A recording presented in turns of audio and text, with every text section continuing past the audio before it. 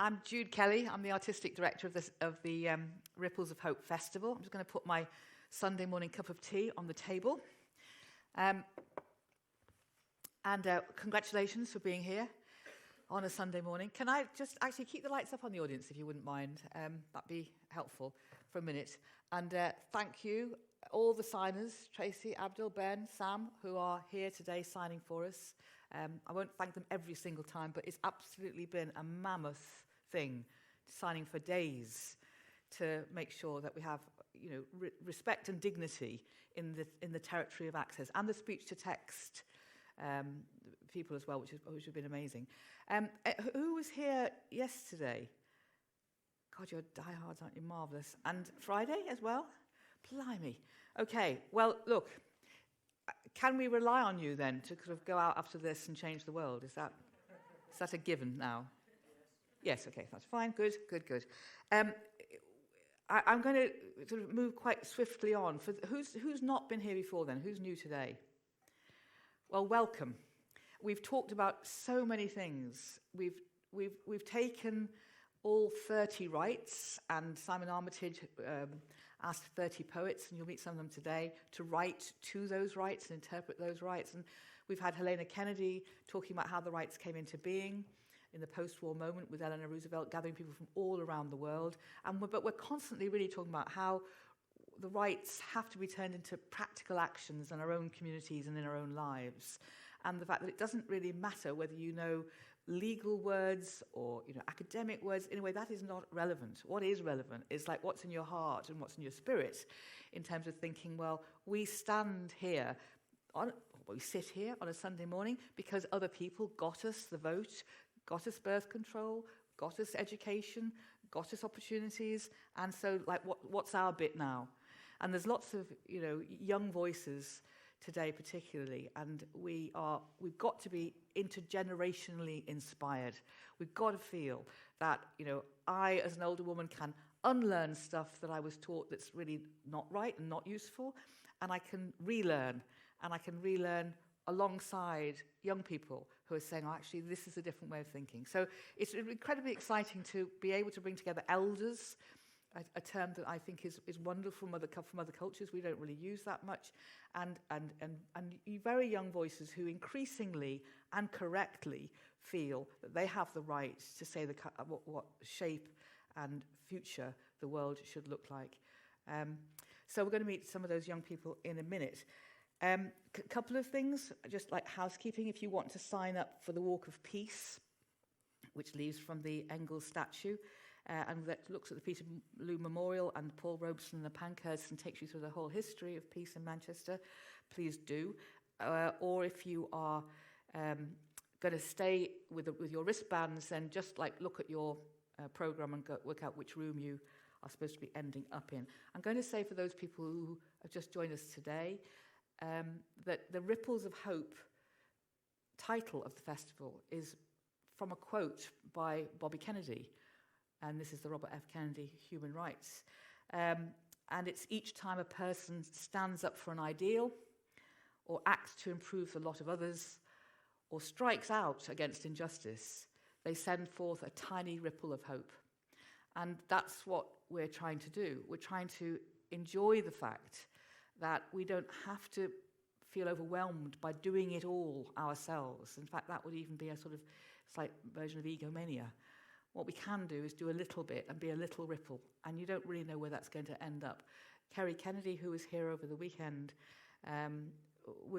she told a remarkable story, actually, about going to film a tribal community in the far, far, far depths of South America somewhere. It took days to get there. And at one point, she was sort of thrown completely because there was a river and the crew couldn't cross it. And eventually along came a man with a canoe and said, do you want a lift? I mean, this was after she'd travelled sort of 2.5 days or something to get to this river.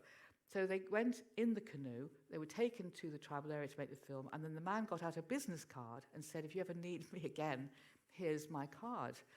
Well, she thought that was pretty unlikely. Anyway, nip forward to some time when she's in New York. She's just had twins, and she's busy and hectic and everything. And the man writes to her and says, I'm on death row for a crime I didn't commit, and I remember you. So she writes a letter, and 3 years later she gets a letter back saying, by the way, your letter took me off death row, my sentence was overturned, and thank you. Now, obviously, we're not all going to be in the middle of the rainforest looking for a canoe or able to write to the governor about death row. But it's a sort of example of the fact that you can, you could bump into somebody in Sainsbury's and just say, I don't know whether you've noticed the food banks. Have you ever thought about putting something in it? And somebody might just go, oh, no, I hadn't actually, but is that what it is? Okay, thank you. There are light, tiny, tiny things you can do that can make people think, oh, I'll just change direction, or I'll just do something I wasn't going to do. So I think just acts of goodness are ripples of hope. Today we're going to talk about the hope that we need to give the world, that we're taking climate justice seriously, and why we haven't, and what we can do. And it's obviously a perilous situation that we find ourselves in not here necessarily in Manchester so much as some of the island communities that are already deluged by the problem, but it's something we all have to own and deal with. So we're going to be hearing from some amazing people. I just want to also thank everybody who's supported the festival. You can see all their names back there, but of course particularly Home, who are this amazing venue that have housed us and looked after us. And I say us, I mean the Robert F. Kennedy Human Rights, who are here as a board, and Nicola as the new CEO, and Dennis Marcus as the marvellous but outgoing CEO, and the whole Ripples of Hope team. But I'm now going to introduce somebody who really has made this possible in Manchester, a place that we dearly, dearly set our hearts on being in. I'm a Liverpudlian, but nevertheless, I think, if it's going to have every... Yes, are you a Liverpudlian? Thank you. Well, I'm not really. I'm from Hampshire, but I've been in Liverpool for 17 years. Oh, I'm an honorary Scouser. Honorary Scouser. Okay, yes, okay. Hampshire, Liverpool, makes sense. Can I introduce now Alyssa Rahman, who is the Deputy Leader of Manchester City Council and the Councillor for Longsight Ward in Manchester, who has been an absolute angel. So, Alyssa, could you like to come on stage?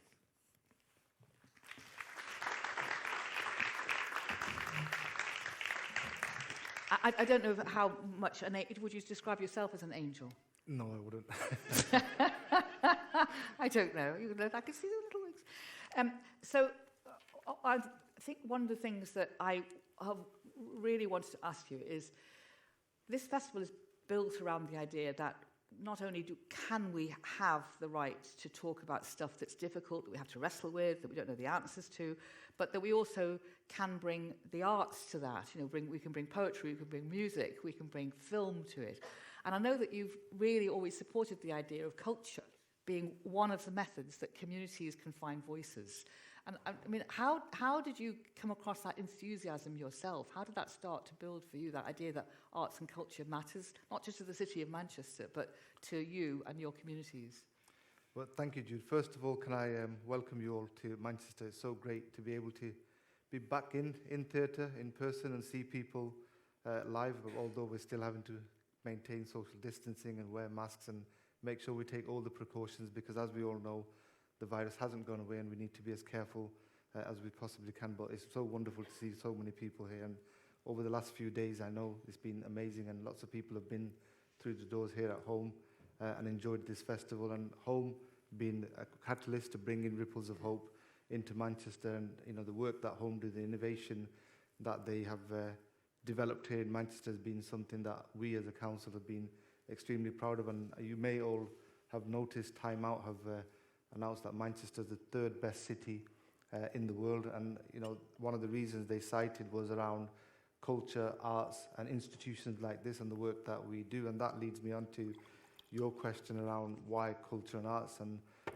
I became the lead for culture and arts in 2016. At the time, being a Mancunian and grown up in what you would consider a challenging and deprived ward of Longsight, culture and arts isn't something that I grew up with. It's not something that I experienced as a young person in school. I did have the odd occasional visit to the museum or the Manchester Art Gallery when we were in school, but beyond that, my exposure to culture and arts was quite limited, but having done this role and experiencing the impact that culture and arts has on people's lives, on the economy, on jobs, on health and well-being, and more importantly, as a medium to communicate and to tackle the big issues of the day, has been something that's been a great eye-opener for me, and that's something that I have quite quickly learned and something that I champion on a regular basis. And we're using culture and arts as a medium to tackle one of the biggest issues that's facing us as humanity, as a human race, climate change, and I don't see any other medium that can do as effectively this job as culture and arts can. So that's why I think it's so important that we have institutions like Home, that we have artists and individuals and creative individuals who can take on the biggest issues of the day, challenge them, and come up with the resolutions that we need in order to be able to come up with something that starts to redress the challenges that we face as a result of climate change. So it's a hugely important area for me. I mean, that's incredibly reassuring, and because I think a lot of one of the problems is that we don't have an education system that gives children like yourself as a young person the right to feel like really confident and really involved in culture. We just don't have that. We have it in private schools. They have fantastic cultural education and sports education and all education, but we don't afford that to all of our kids yet as a human right, and we should. And so it often means that as people grow up and then they become politicians, they kind of go, well, it's not relevant. I'm not used to it. It's not relevant. So I think it was exciting when we met to realize that you had sort of had this moment, or many moments, when you thought, gosh, this really is good, this really works. How do you balance now? You've got a massively complicated portfolio as deputy leader, and Manchester, as you said, is one of the greatest cities in the world and has this history of kind of speaking truth to power, talking about the name of our schools programme. Is that complicated, trying to balance out current economic agendas and then long-term ideas like rethinking the city around climate change? I mean, obviously, I'm saying the obvious, it is complicated, but does it make you nervous? I suppose that's what I'm trying to say. Do you know, it is complicated, it is complex, and it's hugely challenging, and you've touched on a key issue here around the economy and how the economy relates to the challenges of climate change and how we make that relevant to people's livelihoods. Because at the moment, whilst we have a strong activist space and we have people very, very passionate about the challenges of climate change and being able to do something about it, for the vast majority of our residents and our communities, it's not something they think about on a daily basis. It's not something that affects their lives. We know that Manchester has huge inequalities. We've seen that as a result of COVID, those inequalities have been exposed further, and the kind of depth and starkness of them. So when we talk to our communities about climate change, is that a priority for them? Do they realize that it's affecting them? Do they understand that they've got to do something about it? And I don't think that message has been absorbed in the way that it ought to be. And the way to do that is to connect it to people's livelihoods, to the economy, and to make sure that people understand that you can carry on working in a sustainable way. You can provide for your family, you can support your children, you can do all the things that you want to do, but we've got to do it differently. Mm-hmm. And we've got to be conscious about the issue around climate change and what the impact of that would be if we don't take any action immediately. And it's going to take collective action, not just from cities like us here in Manchester, but nationally. The government's got to do more. They've got to take more action. They've got to be able to provide the resources so that people can make those lifestyle changes. At the moment, it's all good telling people to reduce their usage of cars, for example. But if we don't provide them with a world-class public transport system, or a means for them to be able to move around and be able to conduct their daily business, you're not going to see that reduction in car usage. Equally, if we're asking people to recycle more, we're not providing them with the facilities and the service that they require, we're not going to see that result. So it's going to take a combination of national, international, local governments to do what's right, to be able to provide people with the resources and the support that they need to make those lifestyle changes so that we can have a greater impact on climate change. Otherwise, we're just going to be carrying on talking, and it's going to be a handful of people doing the work, and that's not going to address the big issue that we're facing. So we need to do more around that, and that's really important. And for Manchester, we're a radical city. We stand firm when it comes to the big issues of the day. We've got a radical past. We were the place where the TUC was born. We had the anti-poverty, we had the pro-democracy protest here. It's the place where the women's rights suffragette movement began, and it's the place that stood up against slavery. And equally, I see when I look around Manchester and the passion in Manchester, that's still there. That radicalism and that desire to be at the forefront of the biggest challenges of the day is still there. So as a city, we've already set out very ambitious targets in reducing our CO2 emissions. We're way ahead of the government's targets. We're actually several years ahead of the government's target date in terms of reducing our CO2 and becoming a zero carbon city. We've got a very ambitious city centre transport strategy. We're developing very ambitious local transport strategies, and we're looking at all the things that we can do as a local authority to be able to make those changes that people need so that they can make the small changes in their lives. But it's going to be tough if we don't get the resources and the support that we need nationally and internationally.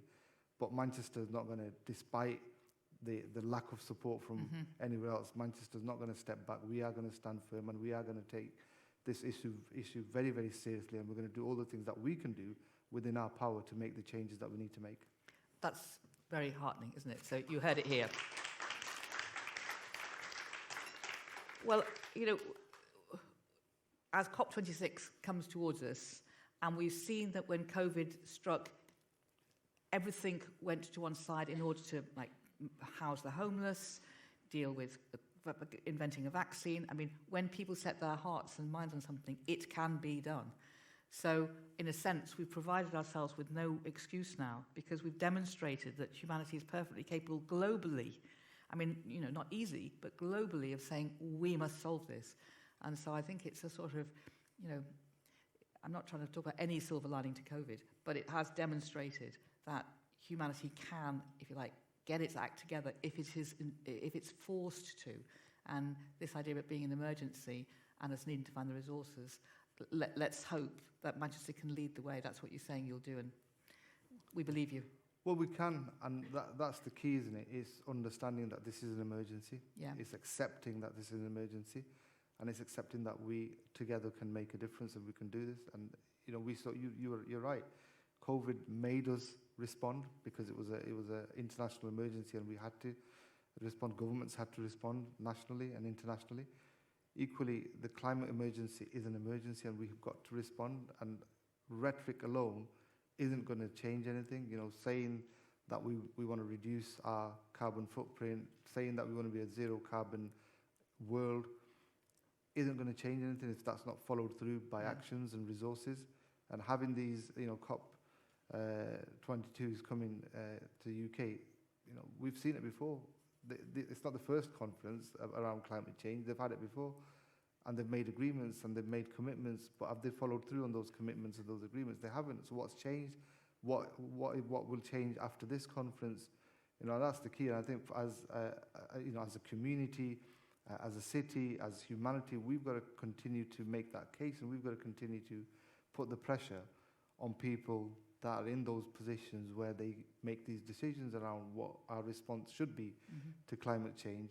But we've got to carry on doing that, and hopefully, I'm hoping, and I am an optimistic, and despite all the failings of the previous conferences, I'm hoping COP22 does deliver some tangible actions, and that they do take it very seriously, and we do support our communities, but just trying to shift the onus on individuals and communities and residents and say, well, look, this is your responsibility, yet not providing them with the tools and the mechanisms and the support to be able to do that isn't going to change anything. So we really need some real tangible actions that are followed through by action and resources.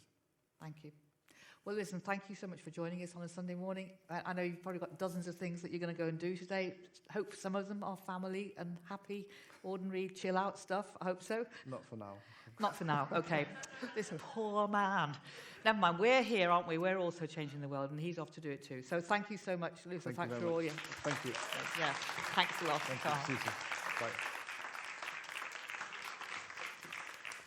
Okay, so let me invite now two fantastic young people, Rabia, Begum and Emma Greenwood onto the stage, because they are an example of what I was talking about earlier about young voices who are kind of guiding us into new places. Are you there, Emma? Are you there, Rabia? Come in. Come on.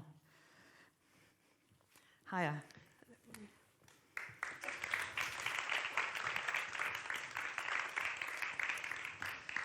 So, I mean, I think you should just start by introducing yourself to the audience and saying what you do, because in a way that's breathtaking enough. Rabia, why don't you begin? Yeah, so I am a student, an artist and an activist. I'm currently a student at Liverpool Hope Uni, but I'm from Oldham. I work with Manchester Art Gallery's Climate Justice Group, so we're currently working to put together an exhibition and a gallery specific on climate justice, working with the collections, and I'm also a board member on Manchester Climate Change Youth Board. Emma? I was going to say, how can you not follow that? So yes, I'm also a climate activist. I'm involved in coordinating the Manchester Youth Strike for Climate. If you've seen them, we started back in February 2019. I'm also the Youth MP for Bury, so I'm part of the the UK Youth Parliament, which is basically young people from every region across the UK come together and form a mini parliament, which is amazing to be a part of. And then as well as that, I work closely with the Greater Manchester Youth Combined Authority, so to try and ensure that any decisions that are made impact on young people within Greater Manchester, that we as young people are included. And then I also work internationally as part of the Fridays for Future network to specifically get MAPA, so people from the most affected places and areas, and make sure their voices are heard at events like COP26, where they're dealing with the climate crisis firsthand, but their voices are often the ones that are most marginalised. Yeah, and it's great, isn't it? Absolutely great. And as you can see, there are older people in the audience and younger people in the audience. But you're 17, aren't you? Is that correct? I'm not 17, so Emma's 17. You're 17. But we were having this really interesting conversation. So I'm 24, so Yeah. I'm like on the edge of, being a youth now. So I'm going into that realm where you're like, mid-20s, early 30s, and you're thinking, how do I get involved in conversations like this? Because you're at an age within the youth group where you're not, okay, you're edging out, but also I think there needs to be like a group or something for us who are, Middies, yeah, something along that. But it is interesting. Well, so how old were you when you started, if you like? You might not even call yourself an activist, but how old were you when you began saying, this isn't right and I want to do something about it? I was 16, 17, yeah. But I'm also, I think, got involved actively when I was 21. So I was having those internal conversations, those conversations with my family. I'm coming from a South Asian background and not really hearing much on veganism and climate change. That was really interesting for myself, quite upsetting as well, in a way. And yeah, from those internal conversations and dialogues, realising as well that with North Manchester, there's not many of those conversations that happen, and it's more so focused within central Manchester. I think that's another issue within climate change here in Manchester too. It's always the north that seems to be left behind, and the north that's always has many of the marginalised groups and those who are most affected. So yeah. And what about you? How old were you when you got involved? I was 14 going on 15, which looking back on it feels so young, but at the time I think I came in at a really good point because Greta Thunberg had just started her strikes in Sweden, and the first youth strike was being organised in Manchester, and it was obviously extremely scary at 14 going on 15 to kind of use my voice, because a lot of the time you're told you're just too young, you're not qualified enough, your voice just doesn't deserve a place. And I was quite lucky that I had a community around me of people that told me, no, your voice does have a place and you deserve to use it, and your age shouldn't dictate that. And so I attended the first youth strike, and I sort of got a buzz from it because it wasn't huge. It was probably about 100, 200 young people. But that in itself, I think, seeing so many young people coming together and believing in their voice and lifting each other up, it creates such a nice community. And from there, I got to get involved in so many opportunities and grow. But yeah, looking back, 14, I was so young, but it was great to get started so young. Because we had the Truth to Power Day on Thursday with lots and lots of young people, and of course we were all invoking the idea that you can be 9, you can be 7, and you have a right to speak, and you have a right to a conscious idea that you want to propel forward. And on that day we had Rose Hebe, who organised the Black Lives Matter march in Manchester, and she said, I just thought I better do something. I thought maybe a couple of people would turn up, maybe 100, and 10,000 people turned up. And in the audience were some people much older than her, teachers and a couple of musicians, and they said, well, yeah, we were there, thank you. And so, you know, I think it's kind of crazy, the idea that, you know, there's an age limit for when you have to start being an activist. I think lots of kids, when they're about 7, start thinking that's not fair. I mean, that's the phrase, isn't it? The kids say it's not fair, and they're usually right. So now that you've got these different titles, you're youth MP, and you know you've got a way around all the kind of idea of charitable groups, third sector, volunteering, etc., etc. Even though you've got to find your tribe now, your mid-20s group. Do you feel that the COP26 coming towards us, that what you've just heard Luthfur talk about, do you feel optimistic? Because a lot of young people have said that we feel really bleak and angry that you've left us in this, dumped us in this place. What for you both, you know, optimism versus bleakness, where does it sit? I'm definitely an optimist. Oh, thank God. Although I think many of us have eco-anxiety. I can't not have this conversation and not speak about eco-anxiety. And just anxiety on a whole, and with COVID, mental health within young people, that's really important. But I am an optimist, and I think there are days when, you know, you do think, what is going on in the world? You're seeing so many disasters happening, you're seeing governments and local politicians not doing enough, but then you see people like Emma, and you see these young people, you see, you know, councillors, you see this happening, you see you guys coming in and interested in these conversations, and that makes me feel optimistic. Knowing that it doesn't have to be, it's not always, you know, the amount of numbers that you have turning up, and it's literally that, going back to this, that ripple of hope that you're creating, that small little thing where you guys can take this back today, later on tonight, and think, do you know what, there was that thing that Emma said earlier where, yeah, I want to join that, I want to do that too. So yeah, that's me being an optimist. I think that is great. What about you, Emma? I think for all the reasons, as Rabia said, I am optimistic, but especially working internationally and looking at COP26, it's difficult to not be quite pessimistic, because at the moment, obviously, COVID has made it a lot more difficult, but the voices that are going to be at COP26 are going to be very predominantly white and Western, and unfortunately, it isn't just something that the North can solve, and it's not just something that the South can solve, but those marginalised voices that are going to be missing, I think, are probably the ones that need to be there the most. And as you said before, the fact that we've got onto 26 COPs and we've had the Paris Agreement, but world leaders are still going, oh, the future generation will solve it, or oh, young people will solve it. But in the end, if you look on us to solve it, we've not got anyone to push it on back to. Yeah. And it isn't just something that adults are responsible for, and it's not just something that young people are responsible for. It's that intergenerational voice. And at the moment, COP26 is very adult, Western dominated, and that in itself it's quite difficult to get hope from that, because I think if you're going to want to solve the climate crisis, you need this diverse, rich community of people who all play a role in that. And at the moment, I just think that's missing a bit. Well, look, we're going to play a film now of Mary Robinson, who is literally an elder, because there's a group called the Elders, who are ex-presidents and prime ministers from around the world. Not all of them. Some would be at most unsuitable. But they come together and they kind of try to bring their huge influence and address books to bear on making change happen. And she's always been an amazing advocate for all kinds of rights and progress, but she has become a kind of climate warrior recently. And I think when you see her, you'll be inspired. And I know that you are inspired by just seeing the voices here. And sometimes people say, oh, you know, just preaching to the choir. Sometimes it's okay to be in a choir and kind of go, well, we're all singing together, because it builds your stamina. So, of course, you want to get more people involved. Of course, it would be fantastic if there were just thousands and thousands of people just, yeah, count me in, count me in, count me in. And it is growing, but it also is important, isn't it, to look after each other and make sure that we don't fall by the wayside as we get too tired or too bleak. So thank you for both, you know, choosing the energy that comes with optimism, but also we'll all try not to let you down. So thank you very much. Thank you very much. Thank you. Thank you.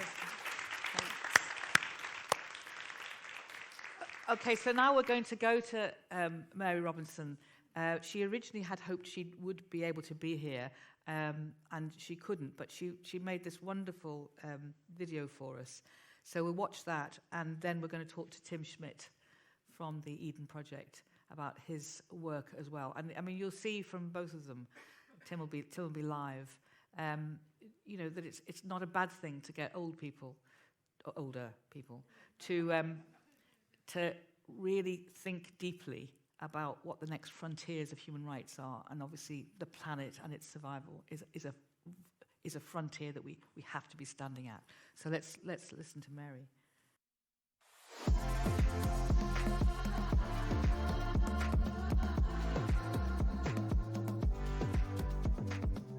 Mary, you are now a global figure talking about so many things that we are discussing this whole weekend of Ripples of Hope, everything that relates to human rights. And you're also one of the elders. You've carried on using your passion and your experience and your wisdom to try to carry on educating the world and yourselves about what we need to do next practically. So welcome to this session. We're very, very grateful that you've come. Well, thank you very much, Jude. As you know, I'm a great fan of Women of the World festivals. The last time I left Ireland in March 2020 was to go to London to one of your great festivals of Women of the World to mark International Women's Day.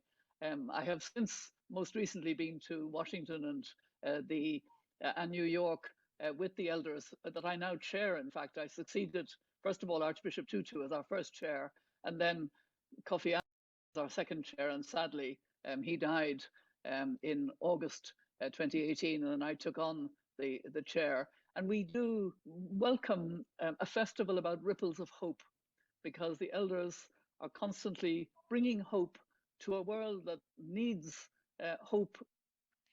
I'm wondering, you know, as we are understanding the crisis of the planet, do you think there's a parallel in any way to the Second World War? Well, the First World War and the Second World War terrified humanity. We realized that we were on the verge of self-destruction, and Hiroshima, Nagasaki, that really kind of terrified us, I think, into thinking we have to reconvene and understand how to protect ourselves.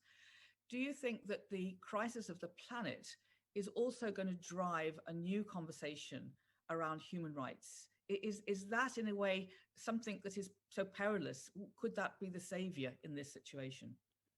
I think that conversation is already beginning, and it's a really important conversation, but it doesn't rule out the earlier concern that you mentioned, the existential threat of nuclear destruction.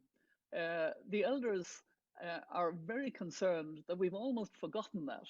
We are now increasingly aware of the climate crisis, but why are we not more worried about a kind of nuclear rearmament, a race that's going on for even more sophisticated weapons, and then the possibility of cyber attacks, or, you know, we're more at risk. I mean, two elders, myself and Ban Ki-moon, who happens to be my deputy now, he was my boss for 3 mandates at the UN on the Great Lakes in Africa, and twice on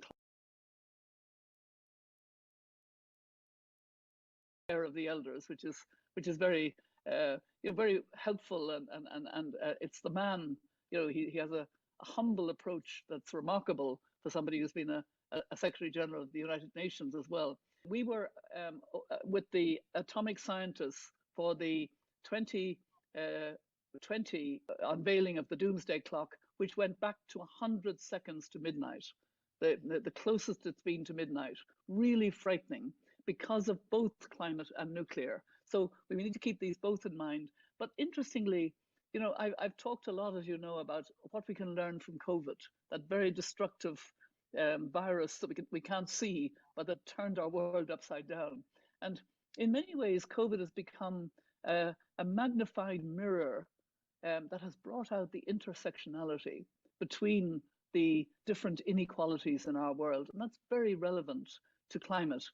Because if you look at the way I look at climate justice and the injustices, the first injustice is that it addresses that climate has affected much earlier and much more devastatingly, the poorest countries, the poorest communities, the small island states, the indigenous peoples. These are the black and brown and indigenous people in our world. It's the racial injustice. And then there's the gender injustice, the intergenerational, the different pathways to development. Think of those different pathways to development of our developed world based on fossil fuel. We actually built our economy on what is undermining the livelihoods and food security of the poorest countries. Another injustice. So I think this has to all return to justice and human rights as we tackle it. And I'm so pleased that young climate activists like Vanessa Nagate and in Uganda and many others, Greta Thunberg, etc., they've all seen that, not only are we not building a safe future for them, that's the intergenerational injustice, but also that we're destroying the livelihoods, particularly of those most vulnerable. Yes, the language around saving the planet has changed a lot, hasn't it? Because I'm not discounting, actually, the sort of loving Gaia theory feelings that, originally an awful lot of the language was around the love of Mother Earth, if you like, the love of the planet. Yeah. And how could we be so destructive to her, always given a kind of feminine framework? The language has changed to become much more practical about the human species and human rights, animal rights too, of course. But so do you think that change of emphasis around economic deprivation, around community breakup, around the destruction of landscape and livelihood, is that the reason why the world has started to galvanize, because it's clearly about self-protection? I do, Jude, but I also think we're moving in a good direction. I have always in my purses, some call it handbag, as I would call it, a copy of the Universal Declaration of Human Rights. I'm completely committed to human rights, but I have learned that we have to be talking about the right to exist of all species, that we have to be linked in a way that indigenous peoples understand so profoundly. And I've learned a lot from them. So I think it's enriching our approach to human rights. First of all, we're enriched by the real connection between rights and environment. And I'm working with others, a whole movement around the world, to have recognized fully the right to a healthy environment. We hope it'll come up in the Human Rights Council next September. And, that brings an important connection there that wasn't there in the past. It really wasn't there. We had the Earth Summit, the original Earth Summit in 1992, never made any reference to human rights. In the following year, we had the World Conference on Human Rights, which made no reference to the environment. So we brought those two together, but we also have to think more about how to have the respect for all living species and all, and the air and the mountains and the, to be more indigenous in our wisdom. Do you think that we would then need to rewrite the human rights? No, I think there is a separate initiative now at the UN. It's just commencing to give a right to exist to all species and flora and fauna. And that's, I think, it's a different right. It's a single right to exist, which can be then protected when the threat to extinction, which is the biological concern that we have the extinction of something like 1 million species that we're facing, and that we've already lost so much of our biodiversity. So, it addresses that issue in a way that is really important, but it's different. And I think it's very important to reinforce human rights as such under the Universal Declaration of Human Rights and the covenants and treaties and declarations that have come out of that. You're very, very right to raise with us the fact that we've sort of moved on from the nuclear as if somehow that's done and dusted. Whereas in actual fact, the horror of it lives with us still. And it's somehow, we're not revisiting the danger of it.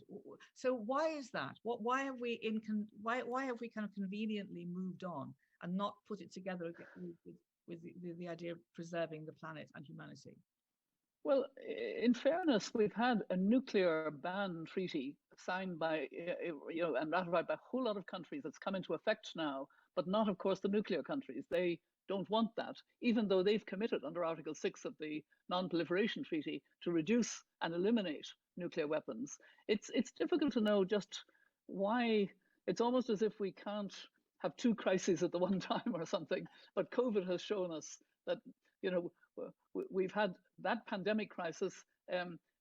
We also need to be prepared for another pandemic, and the elders have been very strong on this. We issued a statement very recently calling for implementation of a report on preparing for the next pandemic, a very good report, co-chaired by two women, by Ellen Johnson-Sirleaf, who is also an elder, and Helen Clark.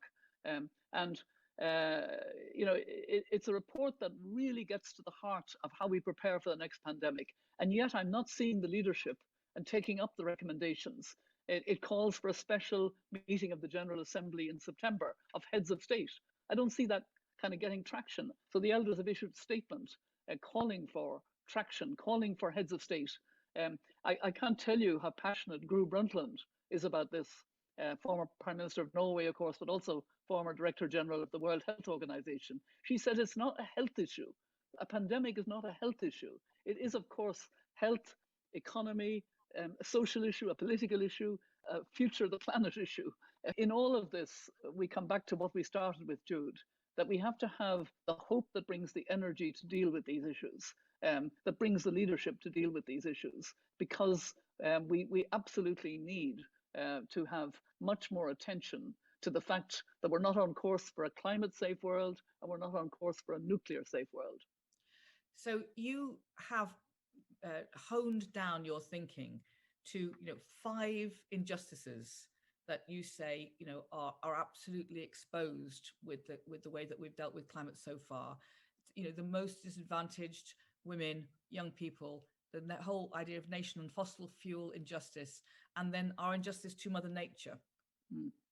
And that, how do those 5 injustices, when you put them to another kind of big rolling program, which is the SDGs, how are we going to get the SDGs sort of inside people's thinking? Are politicians and leaders understanding those 5 injustices and working on them as a set of activities? I'm a great believer, actually, that the crisis is so real for all of us and so immediate that we can't leave it to the politicians and the leaders. I know some young climate scientists are irritated now by what's called this long-term goal, that 2050 is too far away. But it's important to frame it in that way and then work backwards for COP26 into precisely how measurably and how transparently and accountability, how we will do this. And that's where we are now. It's such an urgent moment. This conference is at least as important in Paris, I think even more important, because we're running out of time. We actually have to, be accountable in how we move forward. And I look to people all around the world to make their voices heard with urgency. And we must ensure at the conference in Glasgow that the urgent voices are there as they were in Paris, physically there to make the case. So, I mean, listening to all of this, it's today in the Ripples of Hope Festival, we know that collective leadership is what we're talking about. We know that people need to work both from a neighborhood place as well as a global place, and that it isn't up to us to kind of go, well, we'll wait for some other people to sort it out. We have to do it ourselves. Where would you ask us to put our most attention? Is it lobbying? Is it just our own waste disposal? How does an ordinary citizen best engage? When I'm talking to audiences now, I almost always want to get to the position where I can say, we all need to take 3 steps. And the first step is to make the climate crisis personal in our lives. And you've done that if you commit to doing more of what you've probably already been doing a bit, recycling more carefully, using energy much more efficiently, or even changing your diet. Something personal.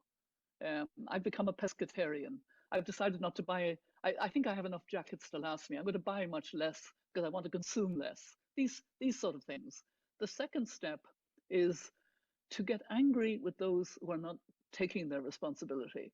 And that means calling out governments with your voice and your vote, or joining organizations, conservation and advocacy organizations on climate.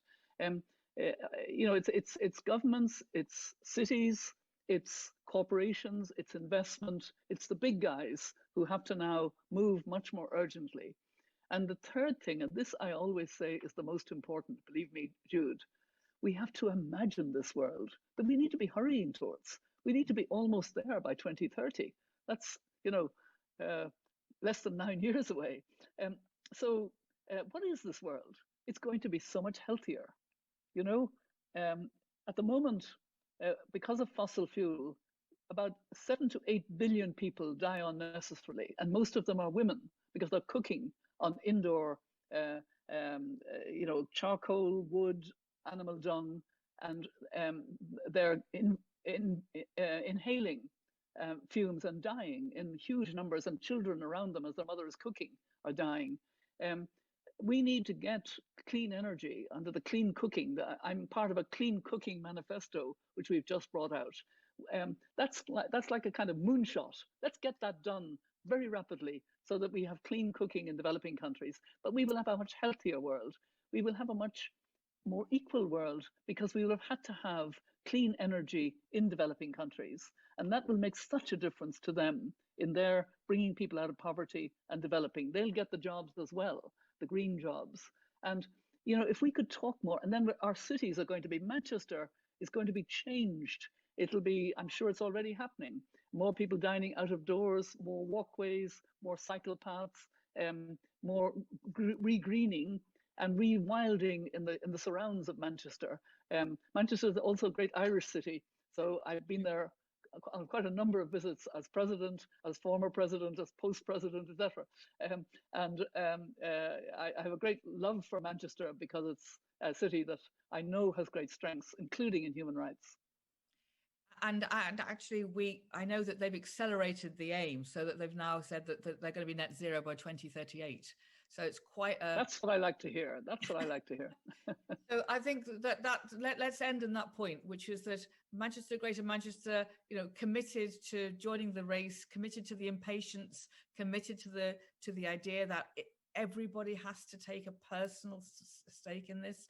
I think it's brilliant, Mary. You are an inspiration to me and to others because, well, I can tell you wake up every day and go, right, what am I going to do? And I know to end as well that you have given so much encouragement to young people, and that that not only is the future with the young, but you're prepared to hand the baton to them as quickly as possible, but you're staying there as well as an elder to give whatever wisdom and knowledge you can give. So, we were grateful. We're very grateful for the kind of leadership you have continued to show. So thank you for joining us. Well, thank you very much, Jude, and good luck with this wonderful Ripples of Hope festival. I'd like to end with words of Kofi Annan that he used so much. You're never too young to lead, and you're never too old to learn.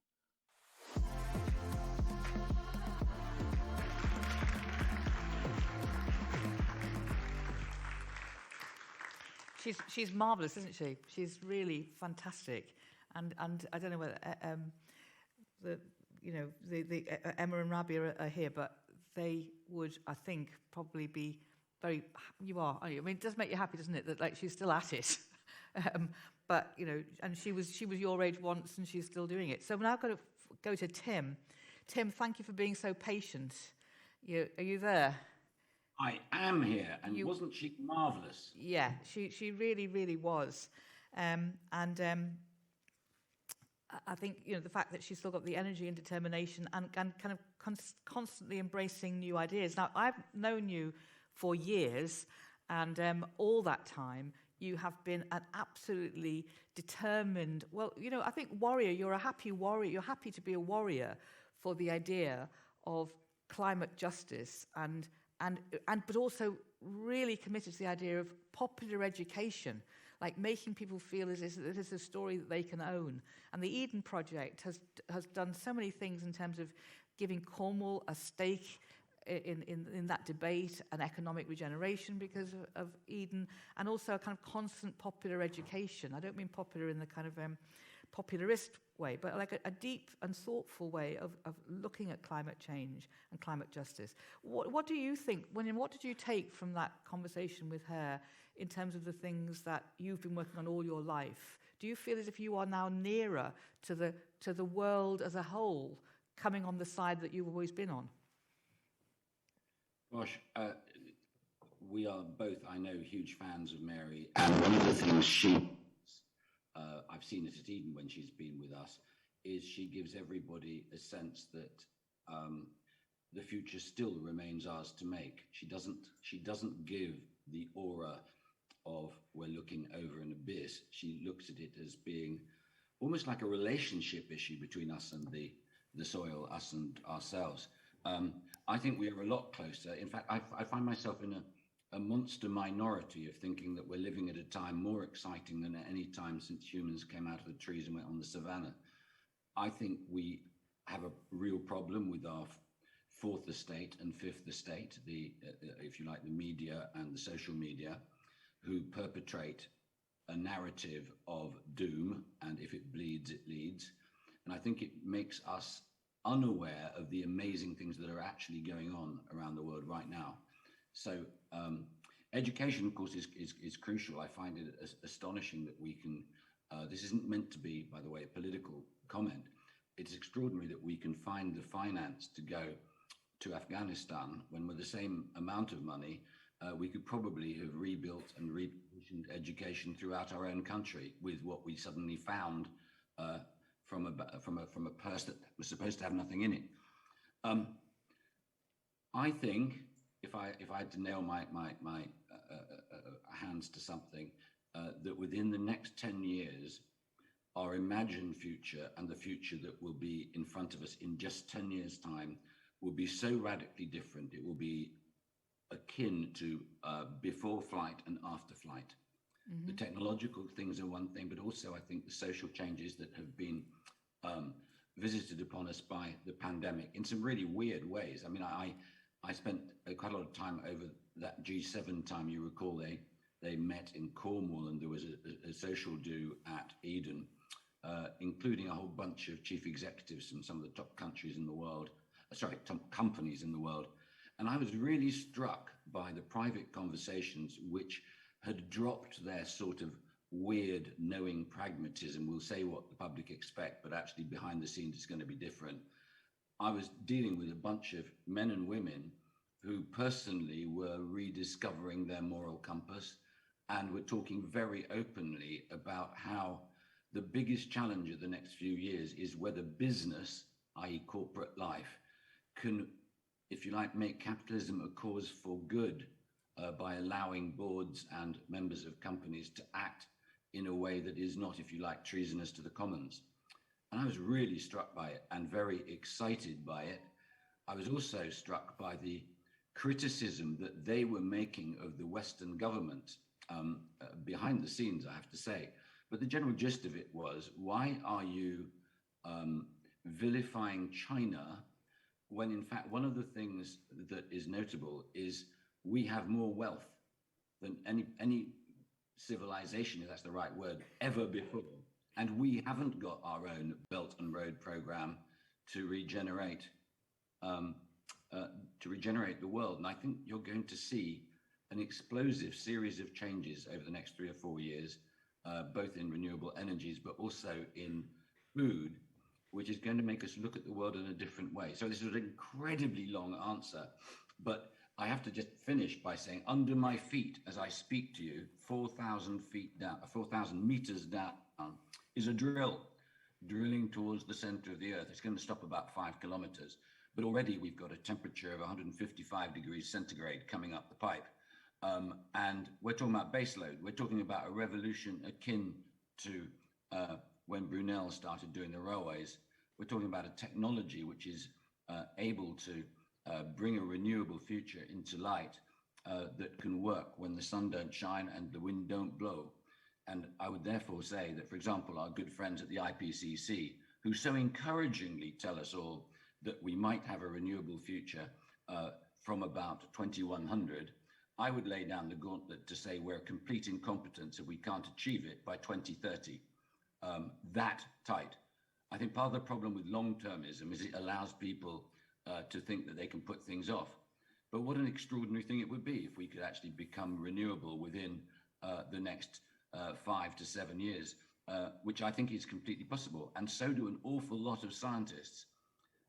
And the implication of that, Jude, is just monster, absolutely monster. Okay, so I want to just drill down into this, excuse the pun. So you're talking about the fact that, you know, we actually have within our grasp and within a very short period of time the opportunity to use the Earth's core to bring renewable energy, and we know it and it's possible, but somehow we're not talking about it and we haven't driven towards it as fast as we need to. And just holding on to that thought a minute, I mean, I know that, for example, the electric car was created decades ago, and there became a race at a certain point for the electric car versus the petrol car, and the petrol car won. It's a whole other story, but essentially the car makers had said that electric cars were really things for women because they didn't have to worry about getting dirty with petrol and they didn't have to lift up the bonnet. I mean, this is totally true. And so the electric car kind of wasn't followed up because it was seen to be a kind of a woman's thing.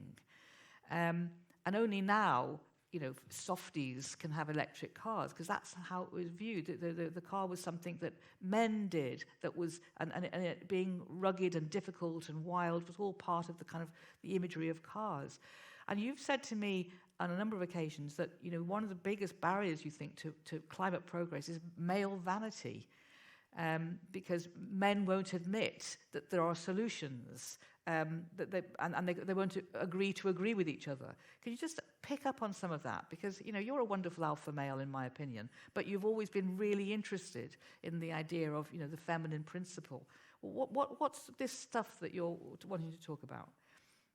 Well, to be honest, I think the reason our planet is screwed is predominantly down to effectively middle-aged men not realizing that their vanity is stopping partnerships developing, technologies being considered. I mean, I was talking to an Australian scientist recently who was talking about how many inventions are being held back by intellectual copyright, people registering their copyrights all over the world in such a way that to steal one bit to add to another to make it stronger is virtually impossible in so many circles. So I notice the danger of this so-called establishment. I guess when you get a knighthood, you are de facto a member of an establishment. And I've noticed that the blandishments of keeping your nose clean and not being difficult and if you like, being a member of a so-called club. No one actually knows the rules of the club, except they don't want to get thrown out of it. So no one says what needs saying. They don't speak truth to power. And one of the things I disagree with Mary about is her over-respect for leadership. The politicians I have met, admittedly, I haven't met them all, but many, is I don't see much leadership. I don't see people capable of making the difficult decisions, nor yet having the faith in their fellow human beings to actually support them if the explanation for doing something which was a bit uncomfortable was that it would make future generations very, very comfortable. I think also when you go back to education, we have a problem which is now being recognized throughout the university system. I mean, Britain is the only country on earth, I believe, that uses its universities as gatekeepers to the whole education system, which is an extraordinary thing, so that you have, say, GCSEs or whatever, which almost every educationist in our country thinks is a mistake. I mean, how is it possible we have systems of visiting education on our young people against the professional advice of educators? So going back to my belief in wishing to rid us of establishment systems, which mean that we don't look at the future in the way we should. It's politicized, isn't it? Why should renewable energy be political? Why should you be some kind of patchouli smelling hippie if you want to do solar and wind and geothermal? I want to live in a country, I want to live in a world where we actually bring these systems together. And I emphasize the word systems. The education system we have is siloed. Everybody seems to believe they're looking for a silver bullet. There is no silver bullet. It's about making systems work healthily together. You know, it's crazy. It's crazy. I'm sorry, I'm ranting a little. Because I'm not quite sure where to sort of hang my coat in this discussion, because I feel so positive about the future and so deeply frustrated that a whole bunch of people at one moment in time who could say, let's change things, just don't seem to have the energy to do it. So it's up to us, the private individuals, to gang up, if that's the right word, team up, to create platforms to affect these changes. You have got a gang sitting here, actually, and they are keen, I think, to have to ask some questions. If you want to bring the lights up on the audience. And so anybody else like to ask Tim a question, perhaps probe further on something? Is a gentleman there? Yes, thanks. Thank you. That was very inspiring, Tim. But what worried me was you said the change that's needed and is coming is between as similar as before and after flight. Doesn't that scare the average person? And does that, in fact, not hold a lot of people in this country back from doing what they should do and what needs to be done? That's a very good question. If I could answer it sort of slightly elliptically, not to avoid it, it's just that one of the interesting things about the pandemic has been to see how many people ended up being in the country, if they were lucky, suddenly asking themselves, why did local need to mean the same thing as parochial? Why can't we live and work where we are? Why can we not have a robust muscular localism? And I was saying that with the amount of energy that we are able to produce, for example, at Eden, we could create a completely sustainable agricultural system around the town of St. Austell, not growing monocrops for big agriculture, but actually supplying the crops fresh throughout the year. And everybody says, that's not possible. Well, the reason these things aren't possible is because we have kind of been brainwashed by the big versions of these industries to believe that they are the gatekeepers to our food security and energy security and our pharmaceutical security and so on. And as I've become an old fart, I've become more and more aware how we are manipulated almost every single day. And to say that you're manipulated then leads to you being othered. Oh, look, he's just a conspiracy theorist or so on. We've managed to create a whole lot of language which is not about how we can work together to create solutions, but about anybody who breaks ranks is almost immediately othered. Going back to energy, we can undoubtedly, there is zero doubt that this country could be energy carbon negative by 2030. It's not even difficult now. The estimates that were made just 20 years ago saying it was impossible were all based on statistics that were given to us by the fossil fuel industry. But if you look at the percentage now, you go, blimey, how's that possible? How is that possible? It's the same with food. We could feed ourselves, but we're told we can't. The soil can't do it. Biodiversity will be impacted. But actually, when you look at the stuff, you look at what people are doing on farms all over this country. Farmers are pioneering all over this country for a very interesting regenerative approach to agriculture, which will see us feeding ourselves and be better for the land and sequester carbon and give us a much healthier series of systems. One of the things we got involved in was a film with George Monbiot and Franny Armstrong called Riverside, which took the River Wye, and it looked at how a river that is often used in our poetry, many great poets have written about the River Wye, and yet when you go in a snorkel outfit into the River Wye, you're as likely to get a sanitary towel around your ear as you are to see a fish. And you ask yourself, how is it possible that we have created a legal framework or a moral framework which means that we do not go absolutely bonkers with farmers who put stuff into the river, with water companies that put sewage into the river?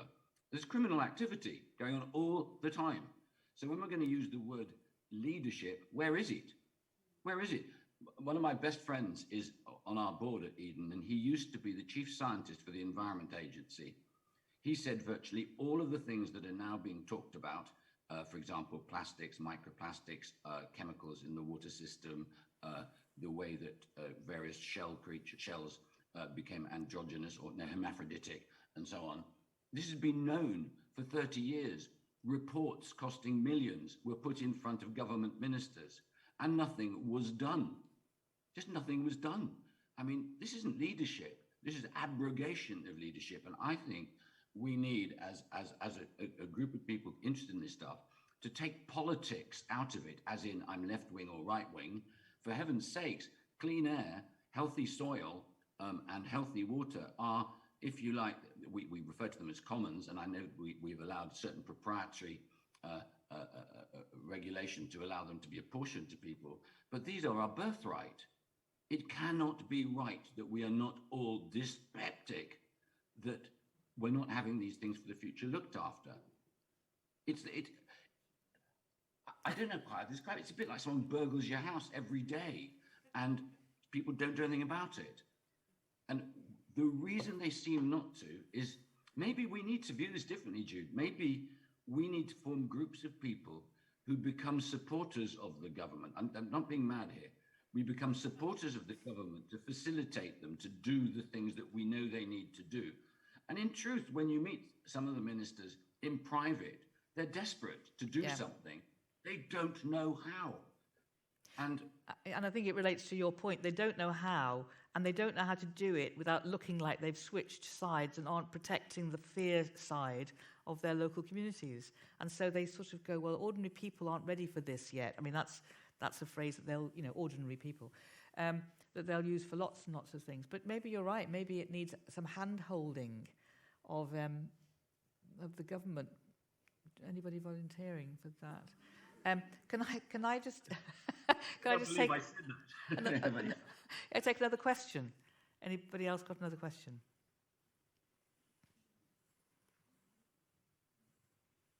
I've bored them already, see? Well, I have a question really about, I'd like to know more about this thing where you're saying, right underneath us in the core, we're able to get this energy now, and but it's sad because it sounds like that needs a physical system to be created quickly. Am I writing like an engineering system across the country in order to be able to, because in my imagination, very simplistically, I'm imagining lots of pipes that go down and lots of warmth that comes up, a sort of central heating from below. Is that the gist of it? Yeah, it's that simple. You can go into any school and talk to young people, and they understand that faster than almost anything else. You drill a hole, it gets, the center of the earth is as hot as the surface of the sun. So you get, the nearer you get to the center of the earth, when you're about a mile down, it's pretty warm. 2 miles, it's pretty warm. 3 miles, it's lots of pretties warm. 4 miles, it's absolutely unbelievably hot. And that, you put water down, it comes back up as superheated steam. And that will basically power a turbine and give you as much hot water as you can shake a stick at. To give you some idea, our geothermal plant is going down to 4.75 kilometers, and it will be bringing up, we think, about 190 degrees to 210 degrees centigrade superheated steam. We will be able to power not only Eden in perpetuity through it, we will create a whole range of industries to do with growing algae, growing plants, growing anything using hot water. And we can also provide the energy for 17,000 homes. Now, the reason it is perceived as expensive is because the fossil fuel industry owns almost all of the drills. Yeah. Now, as fuel consumption goes down, those drills will be cheaper and cheaper to hire. So if you can just about make it work economically at, say, 4 kilometers plus in Cornwall, once those drills are really cheap, you'll be able to make it work at 6.5 kilometers under London and Birmingham. You'll be able to do it everywhere. Cornwall alone, in the aptly named and very difficult to pronounce Cornubian Basilith, which is basically a giant pus spot of granite that rides the whole centre spine of Cornwall, that alone could power 20% of Britain's entire energy needs. Yeah, it's astonishing.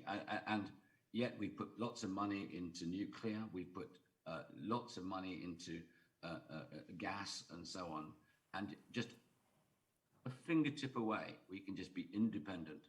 Wouldn't that be a gift to our future, eh?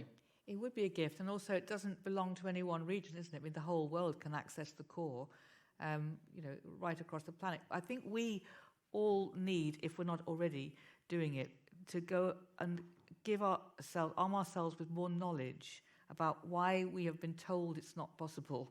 And because what you've basically sent as a challenge back to us is, instead of only focusing on how frightening and negative and problematic it is, look at all the amazing changes that are being made, and then come in hard on people who are preventing collaboration through, owning patents that they won't share with people, or preventing collaboration because they have a vested interest in maintaining industries that we have to, and not be frightened of being othered, as you said, by being called a conspiracy theorist, when actually what we might be just talking about is plain facts.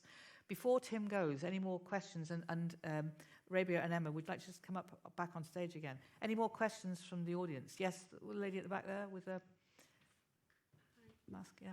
Hi.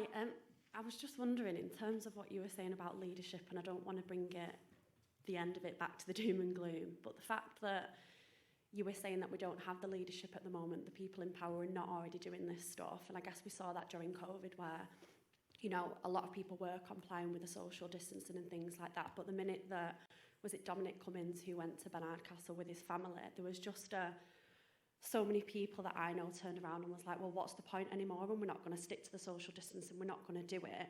I guess that disconnect between not having the leadership. So if people in power are not already doing it now, I mean, how do we mobilise people and get people who are not already interested in this stuff on board? I guess if the leaders aren't doing it now, which they're not. Mm-hmm. So the feeling that leadership is failing us is often a step into apathy and disillusionment for people, isn't it? So Tim, how do we regalvanize ourselves without relying on political leaders if we think that they're wanting? I think new structures. I mean, Jude, probably better than any, the power that can be unleashed when you bring people together.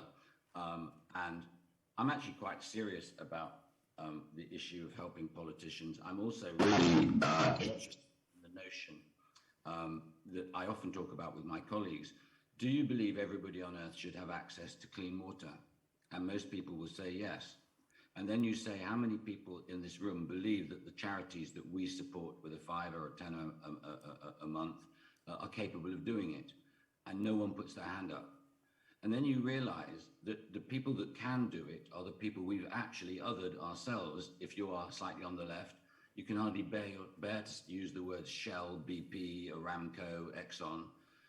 How do we broker a relationship in which we kind of leave our baggage at the front door or the back door and reimagine some of these amazing industries with their project management skills and their planning skills and whatever, and set them to a new human good?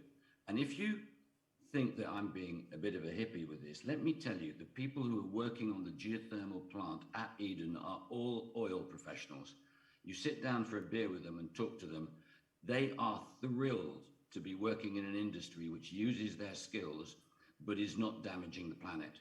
Mm-hmm. They are thrilled by it. Mm. So we should maybe be very careful with our language about how we can inadvertently alienate a whole bunch of individuals. We need to sort out a new role for many of these companies so that there is, if you like, climate justice across the piece. But climate justice for those sort of companies is actually for us. And boy, does it need people like you, Jude, to be able to break down barriers for people to reimagine how they can use the skills of their past to create a really scintillating future. And I think we can do it. I really do. I think so many people just want a bit of fizz, some optimism, and some bloody hard work, working out the structures that enable this to happen. You can't just talk about, hey, wouldn't it be great if? You've got to work out the legal way you can do it, the way that you can make the governance of it work. So we need everybody. We need finance people, we need engineers, we need, and we need storytellers. We need all of these things. Yeah. I've got one more question at the back and then one here. Thanks. 3, yeah. Thank you, Tim. This has been exceptionally fascinating, and I think that there's definitely scope for many of us going away to learn much, much more about this. I just want to explore a little bit about climate justice, the environment, various aspects of that, from recycling to making sensible financial choices about your economic power amongst working class communities. And one of the things that through my work I've learnt, particularly through the pandemic, is a lot of those communities suffer from clearly things like food poverty, making decisions about whether they pay the bills or whether they buy food for themselves, and really, really sort of tough decisions on a day-to-day basis. And when I talk to them about whether one of their short to medium-term priorities would also include the environment, when we talk about different kinds of things that they need in their life, they can't always think beyond that day-to-day, in my home, this is what I need, this is what my family needs. And when we're talking about the environment, or when you come and talk to me about the environment, this is something for the middle classes. This is something for people who can afford to, as in financially afford to, consider deeply and therefore make the choices that they need to be more ethical in relation to the environment. I wonder if you could share with us something about that. Okay, I'm going to take 2 other questions that I've seen and then put them all to Tim as the final lot. So, yes, gentleman there, and then there's a lady here in yellow. Hi. Yeah, my question was just simply, when you're talking about the geothermal stuff, it sounds like such a no-brainer for one of the big oil companies to take, as a business opportunity to say, wow, why don't we just become the leaders in that field? They've got the infrastructure and the knowledge, and if it's such an effective tool. So I just wonder what your view is and why that doesn't happen, why that one of these big companies isn't becoming the new leader in that field when they're so perfectly positioned. What's holding that back? Okay, and the third question?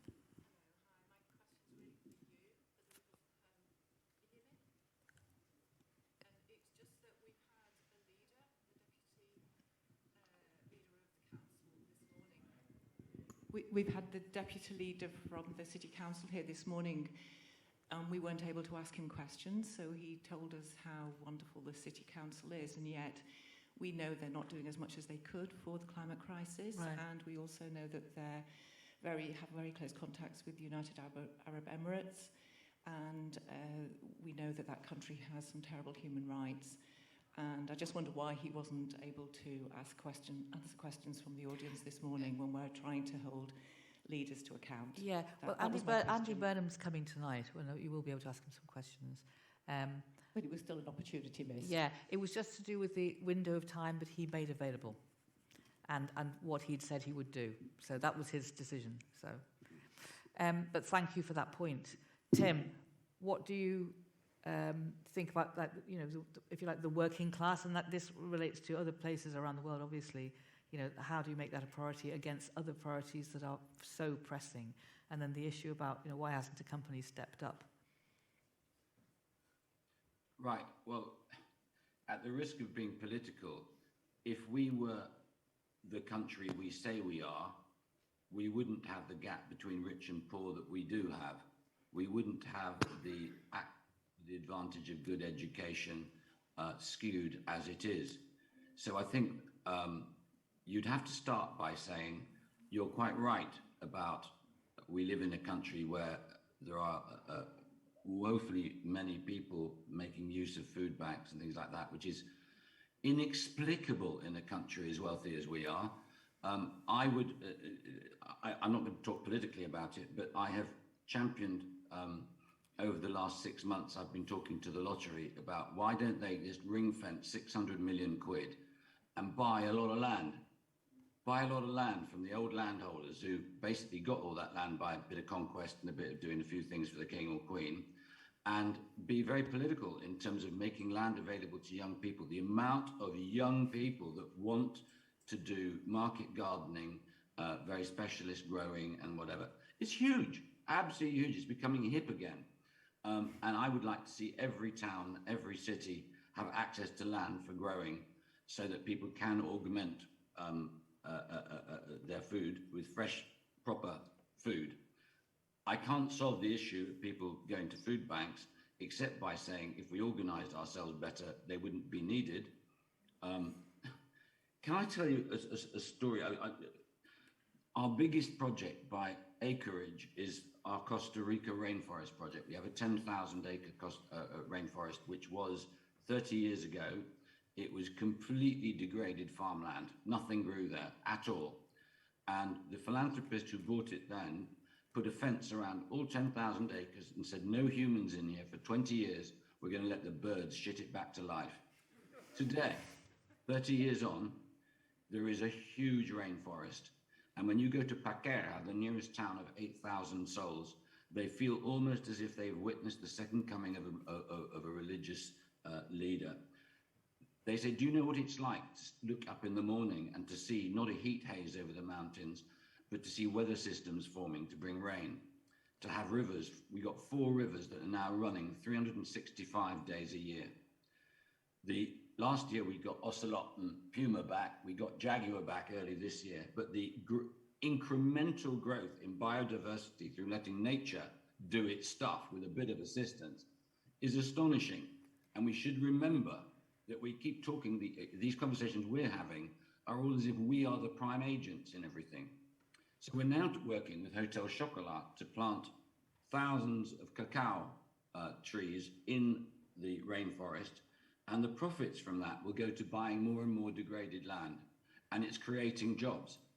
Now, this is obviously in Central America, but I tell you the story simply by virtue of the fact it's about how systems of regeneration create a whole range of new jobs. And we're talking to hundreds of people in Paquera about starting the production of various food products and products that come from nature that are all nurtured within a natural within a natural thing. Now, as we speak, right now, 1.8 billion pounds is the scale of the clean meat business in America. It's going to double this year. China is about to enter the fray with the billions and billions of pounds of investment into clean meat, i.e. not meat. We're going to find food in general is going to plummet in price, leaving those who wish to eat meat or whatever in niche markets, which can be served without a huge amount of land. And this is all going to happen in a really short period of time. And right, I say that. So, Tim, because we have got a short period of time, I now want to just bring you to do a one-sentence answer for this gentleman here about which is the company that you think could stand up and do something, and why aren't they? Let me tell you, the company that stopped it developing for 10 years was EDF, because they saw it as a straight battle. Many of the big petrochemical companies are now looking at geothermal. The thing is, we have this vision. It's like the Wizard of Oz, of all these people we call leaders not being inactive. When you meet them, I'm crikey, Jude, you've met most of them. I mean, let's be honest. They're more scared of their own shadow than the rest of us. And in terms of innovation or entrepreneurship, they know that they will be right 99% of the time if they don't do anything. Therefore, why on earth risk a career on the 1%? That's what we've got to break. And that maybe will only come by us giving our support to braver action. Okay. So we could talk to Tim for hours. I certainly could. And we're lucky to have him. But we're going to let you go, Tim. Carry on. Just keep going, okay? Just carry on. Isn't that our message to him? Yes. Thank you so much, Tim. Thank you for joining us.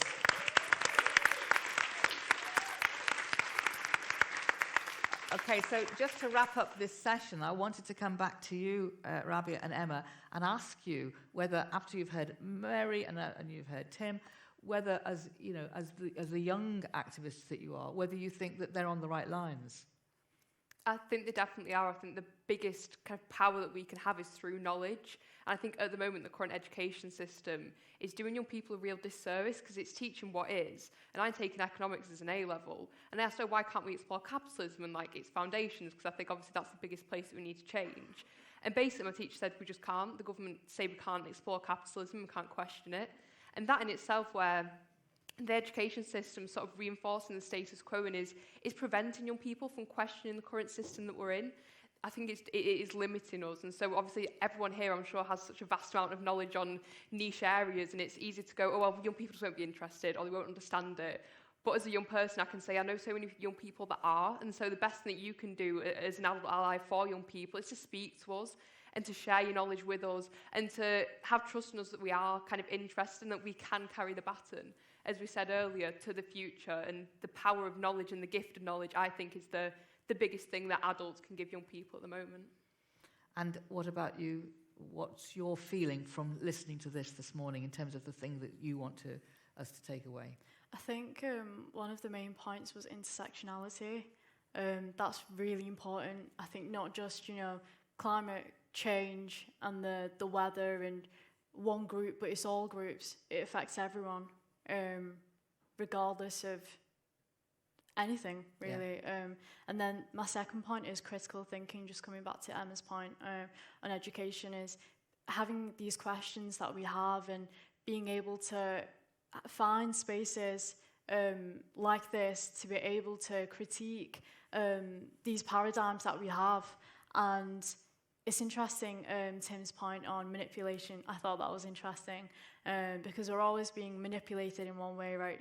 Like now, for instance, me talking, I'm getting you to think in a certain way that I'm trying to, understand and what I'm trying to say to yourself. So I think, just kind of questioning everything that there is, what you say, thinking outside of the box as well in ways that we can look into renewable energy or other alternatives for what we have right now.